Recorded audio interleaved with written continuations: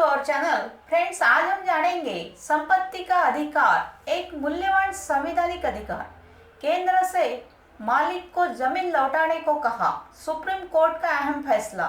Friends, video अंत तक देखें, लाइक कमेंट शेयर कीजिए और सब्सक्राइब करना न भूलिए। तो चलिए जानेंगे संपत्ति का अधिकार।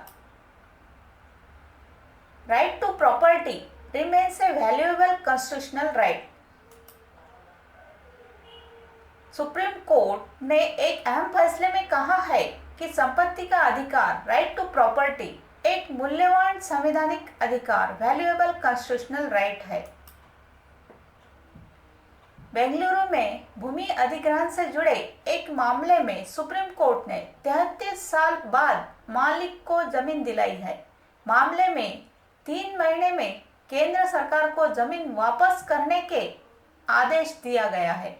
सुप्रीम कोर्ट ने फैसले में कहा, संपत्ति का अधिकार एक मूल्यवान संवैधानिक अधिकार है। सरकार यह नहीं कह सकती है कि उन्हें किसी भी कानून के बिना किसी की संपत्ति पर कब्जा करने का अधिकार है। किसी भी कानून के बिना सरकार को किसी संपत्ति पर अधिकार जारी रखने की अनुमति देना अराजकता को माफ करने जैसा है। अदालत की भूमिका लोगों की स्वतंत्रता के गारंटर और चौकन्ने रक्षक के रूप में कार्य करने की है। इसके साथ ही सुप्रीम कोर्ट ने केंद्र को 3 महीने के भीतर बेंगलुरु में 2 एकड़ और 8 गुंठा की जमीन उसके मालिक को सौंपने का निर्देश दिया, जो शहर में प्रमुख स्थान पर है। सुप्रीम कोर्ट का यह भी कहना है कि जमीन रखने के लिए मालिक केंद्र से मुआवजे का दावा कर सकता है। अदालत ने कहा है कि अगर मालिक मुआवजे के लिए मध्यस्थता पर आगे बढ़ता है तो इसे 6 महीने के भीतर तय किया जाना चाहिए। पीठ ने केंद्र को कानूनी कार्यवाही की लागत के लिए मालिक को 75,000 रुपए का भुगतान करने का निर्देश दिया है। सुप्रीम कोर्ट ने कहा कि हालांकि संपत्ति का अधिकार भारत के संविधान के भाग 3 के तहत संरक्षित मौलिक अधिकार नहीं है, लेकिन फिर भी यह एक मूल्यवान संवैधानिक अधिकार है।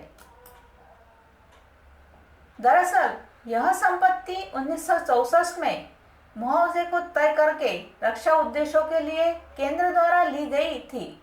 यह मामला 2 बार कर्नाटक हाईकोर्ट में गया और अदालत ने हालांकि केंद्र के खिलाफ कहा कि सरकार के दावे की कोई योग्यता नहीं है, लेकिन मालिक को भूमि सौंपने से इनकार कर दिया क्योंकि ये जमीन केंद्र द्वारा रक्षा उद्देश्यों के लिए इस्तेमाल की रही थी। जस्टिस ने यह फैसला सुनाया। फैसले में कहा गया कि हाईकोर्ट ने भूमि मालिक को राहत देने से इनकार करने में त्रुटि की। अदालत ने कहा कि इस तरह से किसी को संपत्ति से दूर रखने के लिए 33 साल भारत में भी एक लंबा समय है, इसलिए यह अब राज्य के लिए खुला नहीं है। अपने किसी भी रूप कार्यपालिका, राज्य एजेंसियों या विधायिका, इनमें यह दावा करने के लिए कि कानून या संविधान को अनदेखा किया जा सकता है या अपनी सुविधा पर अनुपालन किया जा सकता है, चाहे यह संघ हो या कोई राज्य सरकार।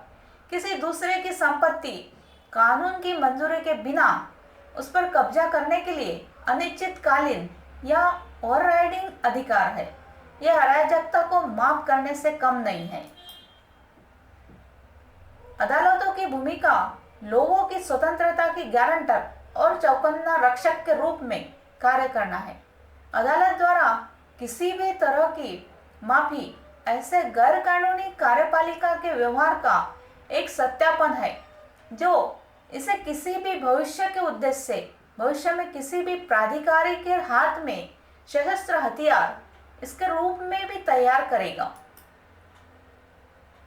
याचिकाकर्ता के वकील ने तर्क दिया था कि भूमि अधिग्रहण खत्म हो गया था, लेकिन केंद्र ने याचिकाकर्ता का विरोध करते हुए कहा कि शीर्ष अदालत को उच्च न्यायालय के फैसले में हस्तक्षेप नहीं करना चाहिए और यह एक विवाद था जिसे सिविल कोर्ट द्वारा तय किया जाना है। Thank you friends.